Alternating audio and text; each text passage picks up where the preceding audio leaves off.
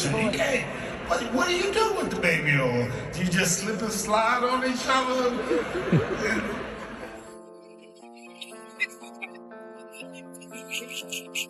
Martin tried to put me in my first dress.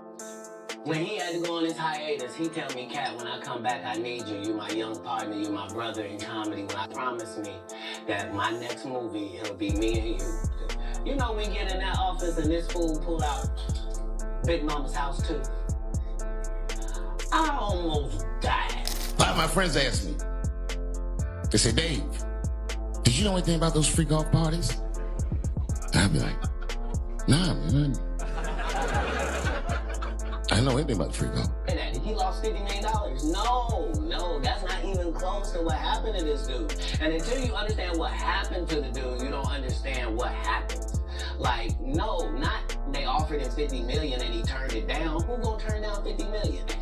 Because P. Diddy be wanting to party. And you gotta tell him no. You gotta tell him. It looks like Martin Lawrence and Dave Chappelle are finally starting to crack open the vault, and guess who's inside? Yep, Diddy. During some of their recent stand-up sets, both comedy giants dropped slick little jabs that had fans raising their eyebrows and asking, just how deep does their knowledge of those notorious Diddy parties go? Let's hit rewind for a second. Back in the Chappelle's show heyday, Dave was never one to bite his tongue, especially when it came to roasting Diddy. Who could forget his hilarious spoof of Making the Band? But then, silence. Total radio silence. Until bam, the early 2000 seconds happened. Dave famously walked away from a $50 million deal and disappeared to Africa, citing that Hollywood had gotten too dark. At the time, it seemed cryptic, maybe even overblown. But now, that exit feels less like a meltdown and more like a message we weren't ready to hear. Now here's where things start to feel extra murky. Right before Cassie's bombshell 2023 lawsuit against Diddy shook the internet, Dave was spotted having dinner with him. Strange timing? You bet. The optics had folks drawing connections they hadn't considered before. Then there's Martin Lawrence, who's also started taking subtle digs at Diddy, joking about baby oil and weird behavior on stage. But fans haven't forgotten Martin's own headline-grabbing moment back in the 90s when he ran into traffic screaming, "They're trying to kill me." After that incident, Martin seemed to pull back, keeping things light and steering clear of Hollywood controversy. Enter Cat Williams, who stirred the pot even more by claiming that Martin had become part of the so-called gatekeeper crowd in Hollywood. Cat even alleged that Martin once pressured him to wear a dress early in his career, something Cat has long said he refused to do. So now the big question looms. Were Dave and Martin just playing it safe all these years to stay afloat in a cutthroat industry? Or did they know way more than they let on, only now feeling bold enough to let the truth slip out through punchlines? Either way, it's time to take a closer look and start connecting the dots ourselves. Can you imagine you and me reading the newspaper and found out everyone in Hollywood had an orgy behind your back? Like none of y'all called me? Well, that really hurts. Let's start with Martin Lawrence, because fans have been side-eyeing his recent vibe for a while now. Something about him just feels different. This is the same Martin who, back in the day, was fearless, loud, raw, and unfiltered. He didn't just make people laugh. He shook up the room. But these days, it's like that fire's been dimmed. Now, he's playing it cool, sticking to the script, and cruising under the radar. Yes, Martin's thrown a few playful jabs at Diddy during his latest stand-up routines, but let's call it what it is. These jokes barely scratch the surface. It's the same old baby oil bits we've heard before, safe, sanitized, and skimming past anything truly controversial. They land more like warm-up jokes and hard-hitting truth.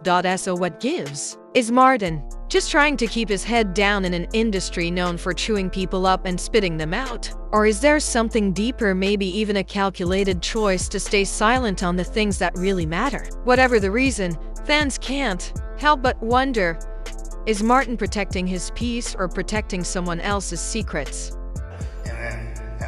I just want to know who needs that much baby oil?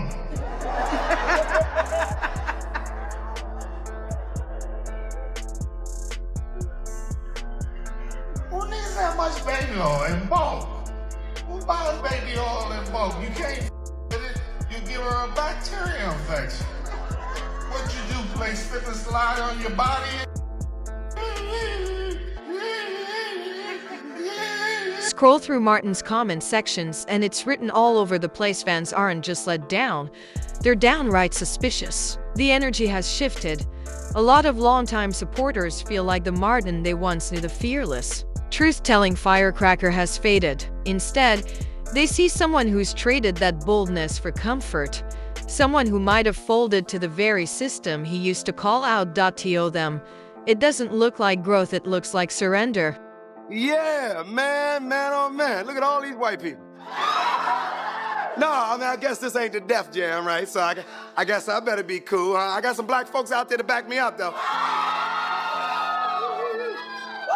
Gotta talk about some things. The daggone censors are following me everywhere around. Wish they get off my oops, damn, did I slip? It's bothering me, man. You know, you can't say this, you can't say that. I'm like, well, how am I gonna talk about the world you living in? Right now, you can't really drive down the street. Still exists. We gotta admit it. People, we don't speak to each other, and we are lunching. We're taking each other, and this world ain't supposed to be like this. This is all wrong.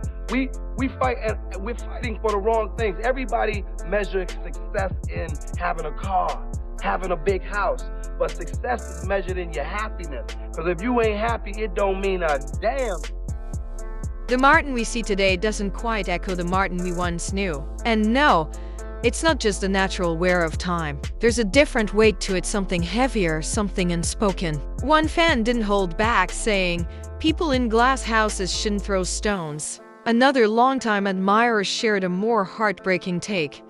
"It hurt to watch. I sat there smiling, waiting to laugh, but the jokes don't land anymore. They haven't in decades. So what changed? Sure, the years have gone by, and Lawrence has been open about his battles with health issues. But if you ask fans, the shift traces back to one unforgettable moment burned into Hollywood history, May 1996. That was the day Martin was seen stumbling through traffic in Los Angeles, waving a gun and screaming that someone was trying to kill him. Cops were called. He was taken into custody. And the media? They went into a frenzy. The headlines didn't pull punches, they painted him as just another star gone off the rails.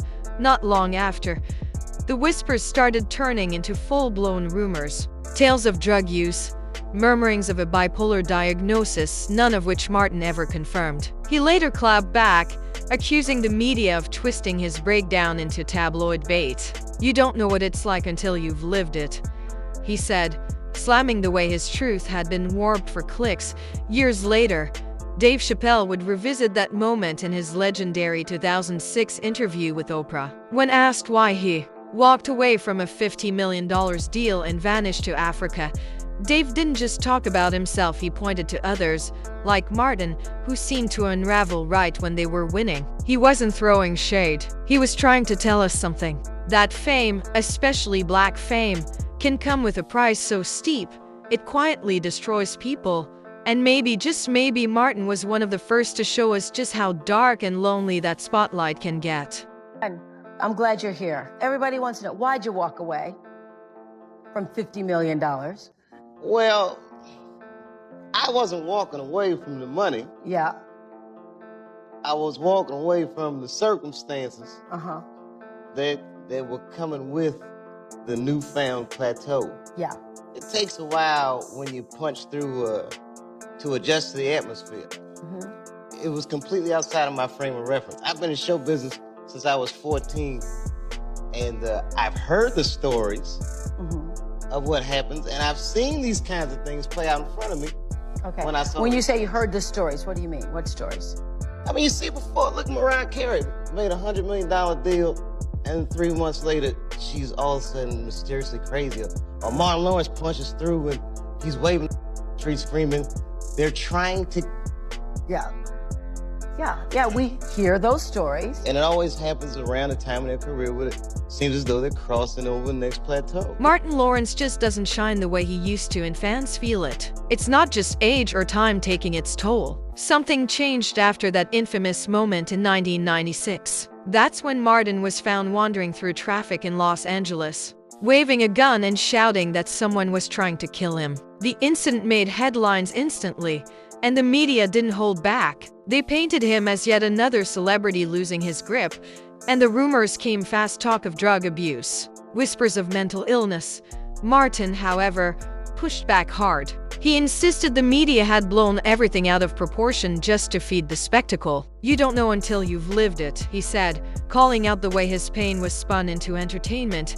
Years later, Dave Chappelle would reflect on that same moment during his powerful 2006 sit-down with Oprah. While explaining why he walked away from his $50 million deal and left Hollywood behind, Dave brought up Martin not to judge, but to illustrate a deeper truth. To him, Martin's breakdown wasn't just a personal crisis, it was a flashing red warning sign, a symbol of what can happen when fame starts to eat away at a person's soul behind closed doors.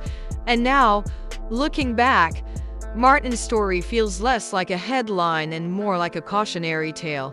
One to two, but growing up, watching you play Shanae, watching you in Big Mama's house, I never thought anything of it. I just thought it was funny. But nowadays, you hear people say, "Oh, that's you got to sell your soul in Hollywood, and that's humiliation rituals and the Illuminati." Yeah. What do you think of that? It's all doing what I do and doing Big Mama and characters like that, Shanae or whatever. These are strong black women, and I'm a comedian, and I'm not above playing a character, putting on a dress or whatever, because I'm in tune with my manhood, so I know who I am, so I don't worry about all that. Here's where things get really wild. Martin's story isn't some isolated meltdown. In fact, fans are starting to piece together a much bigger, darker pattern. It's becoming hard to ignore when a celebrity gets too close to revealing the behind-the-scenes truth about Hollywood. Something always seems to go left. Whether it's Martin Lawrence, Dave Chappelle, Kanye West, or Jamie Foxx, the outcomes start to look eerily similar: sudden health scares, public breakdowns, or being slapped with a crazy label and dismissed entirely. It's not just coincidence anymore, it's repetition. And now, Dave Chappelle himself has fans raising an eyebrow. His recent jabs at Cat Williams didn't go unnoticed. The digs came shortly after Cat's explosive Club Shay Shay interview went viral, a moment where he peeled back the curtain on the entertainment industry without throwing dirt on Dave's name. In fact, Cat showed nothing but respect. He called Dave one of the few comics he genuinely admires. When Shannon Sharpe brought up that infamous $50 million deal Dave turned down, Cat didn't throw shade. He just shared his own story, talking about walking away from big checks and creepy Hollywood parties that came with way too many unspoken conditions. So when Dave fired back, accusing Cat of disrespecting other black comedians, fans couldn't help but ask, where did that come from? Because from the outside, it felt like Dave was trying to discredit someone who'd just spoken a little too much truth. The irony, that's exactly what people once said about Dave when he walked away. Now, the question lingers, is Dave switching lanes to stay in the clear, or is he being pressured by the very system he once escaped? The one comedian that we've been sitting here doing this interview that you hold in very high regard is Dave Chappelle. Dave Chappelle walked away from $50 million. You said it was more. Tell the story. That's right.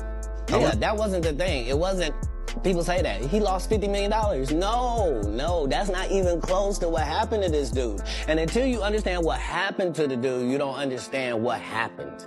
Like, no, not they offered him $50 million and he turned it down. Who gonna turn down $50 million? Now, I've had to turn down $50 million 4 times.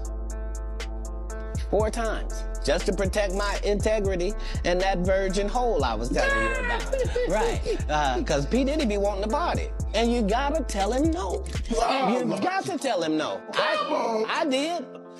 I did. See, I got the receipts for everything I'm telling you. That's why I can say them so freely.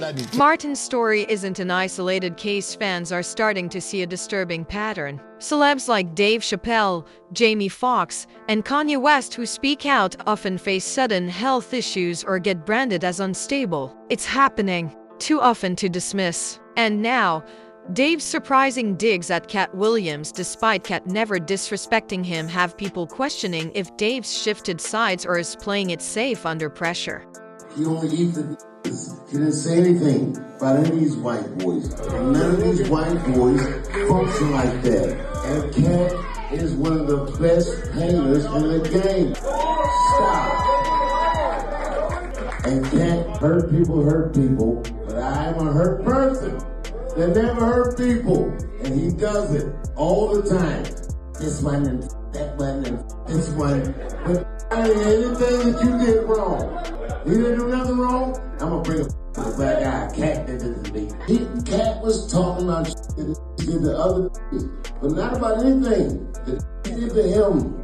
If I told my story, it would break your heart. I lost everything and never, ever told on anybody. But Dave's shady remarks about Cat definitely stirred the pot. Fans weren't buying it and clapped back fast, pointing out that Cat never came for other black comedians. If anything, during his Club Shay Shay interview, Cat was crystal clear this wasn't a race issue. It wasn't black versus white. It was spiritual. To him, it all boiled down to one thing: choosing between God's side and the other side.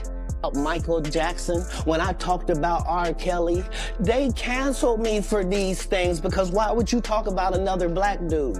Race is not where the line is drawn. It's God's side and the other side. And we don't care nothing about the other side. Period.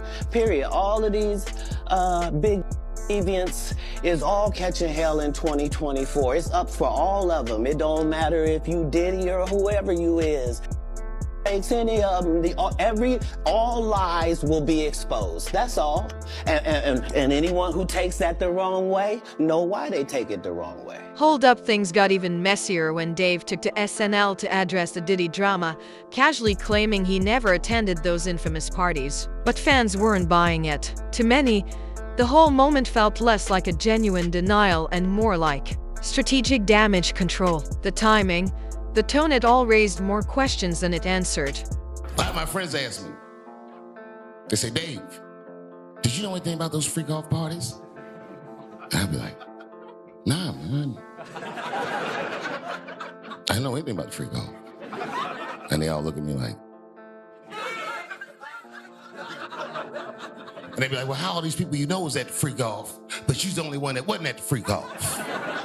And I thought about it for a minute. I said, oh my God. I'm ugly.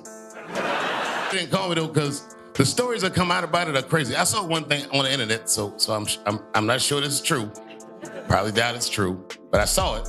Some guy who said he knew Puffy, like, yeah, man. He's like, I was at the freak off one time and I went in the back room and Puff was in there with Carl Winslow, with Dad from Family Matters. He was smashing, and I was like, Puff, what are you doing? No one's questioning Dave Chappelle's brilliance. His timing, delivery, and wit are still top tier. But lately, fans are starting to feel like he's pulling punches. Instead of taking aim at the real power players, he's leaning into safer territory, throwing jabs at Diddy without addressing the bigger, more uncomfortable truths. Like how Diddy managed to operate unchecked for so long. Who was shielding him? And why isn't anyone digging into the machine behind the man? That kind of silence is making people uneasy. What really made heads turn, though, was Dave being spotted having dinner with Diddy in April 2022, just months before Cassie's bombshell lawsuit hit the public. According to the Daily Mail, the two were laughing, left together, and seemed totally cool with each other. For fans who remember Dave roasting Diddy back in his Chappelle's Show days, it felt like a shocking plot twist. Even Jaguar Wright added fuel to the fire, claiming that after Dave fled Hollywood for Africa, the industry didn't just let him go, they found him. And ever since, according to her, he hasn't been quite the same. I told him the next thing you know, he said he went to Africa and he ain't been the same since he came back. Oh, I did see that, yeah. He said he was there the day that happened. And I'm gonna tell you something right now. From the second that I saw Dave Chappelle on SNL doing shush shush to Kanye West, I wondered too. Just like I still wonder about Kevin Hart. Oh, and here's something most people missed. In a recent interview with Big Boy that flew under the radar, Kanye West made a bold claim. He called out Dave Chappelle directly, accusing him of being a handler, according to Ye. Once he started speaking up about the powers controlling the music industry and trapping artists in shady contracts, the big bosses sent their usual enforcers. And who were they? According to Ye, Diddy, Dave Chappelle, and Meek Mill. So far past any level of acknowledgement. I was banished, I was exiled, I was canceled multiple times. So what, I done had like my kids that show up to Sunday service right in front of everybody. And you know what I mean? Like I'm crying to see my daughter, and all of the usual suspects, the handlers, Dave Chappelle, Meek Mills, Diddy, all these people aren't in position. Now for us as celebrities, they got to call and put a leash on them. What we gonna do with Ye? Oh, he delusional, that's the best. Dave, give him a call. Diddy, give him a call. Tell him we ain't like the t-shirt. Tell him like right now the agenda is, this is the voting agenda for the celebrities, for the black. Make them do exactly what LeBron would do. Make them do exactly what Drake would do. And y'all know my stance on this. I want to say something about the number one. What's so good is the of it. And for everybody that's working at a normal job, like a fast food restaurant, or somebody girlfriend that left them for more money or whatever the is, all they do is just like pull up in that, so they can pull it right in front of this bitch and be like, you. Now I just pulled up on everybody from last year cancellation, like, oh, hey man, was that where the social media, I don't know if was it a tweet that you had put up? And that's exactly why a lot of fans are giving Dave and Martin the side eye right now, wondering if, somewhere along the way, they flipped. It's hard to ignore. Two men who once called out the industry are now moving like they're part of it. Sharing laughs with Diddy, staying quiet when the truth is bubbling to the surface, it doesn't sit right with people. So let's talk about it. Do you really believe Dave and Martin were in the dark about what Diddy was up to? Or is there something deeper going on? Could they be compromised too? The signs are adding up, and the silence is getting louder. Drop your thoughts in the comments and stay locked in. What's coming next might just connect the final dots.